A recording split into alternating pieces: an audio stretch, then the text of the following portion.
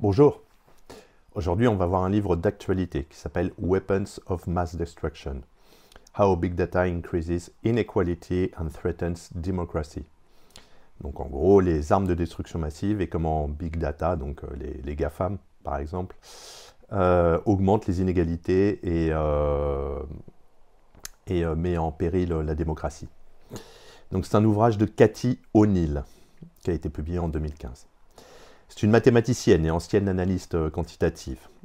Elle y explore comment les algorithmes et les modèles mathématiques, loin d'être neutres, peuvent perpétuer et amplifier les inégalités sociales. À travers des exemples concrets, elle démontre que ces outils, souvent apparus comme étant non régulés d'ailleurs, influencent des aspects cruciaux de la vie quotidienne, tels que l'éducation, la justice pénale, l'emploi et les finances. Tout d'abord, elle nous parle des armes de destruction mathématiques. Donc elle y a introduit le concept d'ADM, armes de destruction mathématique évidemment, pour désigner des modèles algorithmiques qui présentent trois caractéristiques principales. L'opacité, c'est-à-dire que les individus ne comprennent pas comment les décisions sont prises. L'échelle, ces modèles affectent un grand nombre de personnes.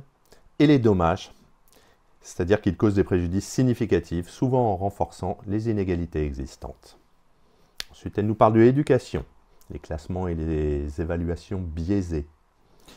L'auteur critique les classements universitaires, comme celui du US News and World Report, merci pour l'accent anglais, qui poussent les établissements à manipuler leurs données pour améliorer leur position au détriment des étudiants. Elle dénonce également les évaluations d'enseignants basées sur des modèles statistiques peu fiables, pouvant conduire à des licenciements injustifiés. Ensuite, elle nous parle de la justice pénale, donc les algorithmes de prédiction de la récidive, en l'occurrence. Elle y examine l'utilisation d'algorithmes pour prédire la probabilité de récidive des délinquants. Ces modèles, souvent basés sur des données elles aussi biaisées, peuvent conduire à des peines plus sévères pour certaines populations, notamment les minorités ethniques. Ensuite, l'emploi, c'est-à-dire qu'elle nous parle de recrutement automatisé. Les systèmes de recrutement automatisé filtrent les candidats en fonction de critères algorithmiques. Cependant, ces outils peuvent exclure des candidats qualifiés en raison de biais intégrés, tels que l'adresse ou le parcours éducatif, perpétuant ainsi des discriminations. La finance, donc les prêts et les assurances entre autres. Des modèles déterminent l'éligibilité aux prêts ou les primes d'assurance. Ces systèmes peuvent pénaliser injustement des individus en se basant sur des corrélations douteuses, comme le code postal, qui peuvent refléter des biais socio-économiques ou raciaux. La publicité ciblée, dont on est tous victimes. L'exploitation donc des données personnelles, où on met toujours « je consens », parce qu'on ne lit jamais les petits caractères, même les gros d'ailleurs.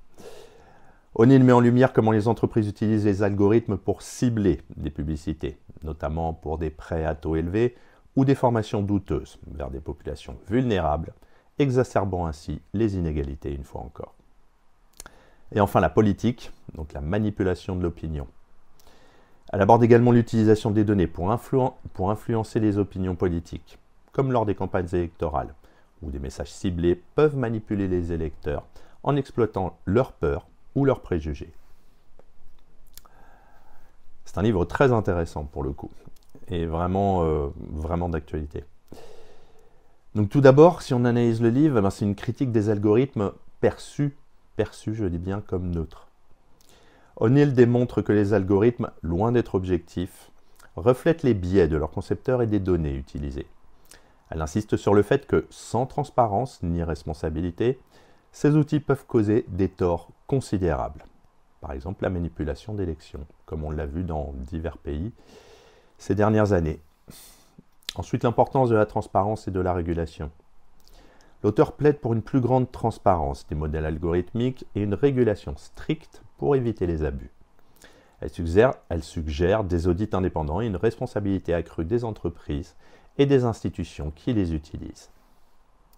Ensuite, un appel à l'éthique, enfin, dans la science des données. Elle propose que les data scientists adoptent une forme de serment d'Hippocrate, s'engageant à ne pas nuire et à considérer les implications éthiques de leur travail. Et ça, c'est pas gagné. Donc pour conclure, c'est un ouvrage qui va vous permettre de comprendre comment les algorithmes, lorsqu'ils sont mal conçus ou mal utilisés, peuvent renforcer les inégalités et menacer la démocratie. Cathy O'Neil appelle à une prise de conscience collective et à des actions concrètes pour garantir que la technologie serve l'intérêt général plutôt que de perpétuer des injustices. À bientôt.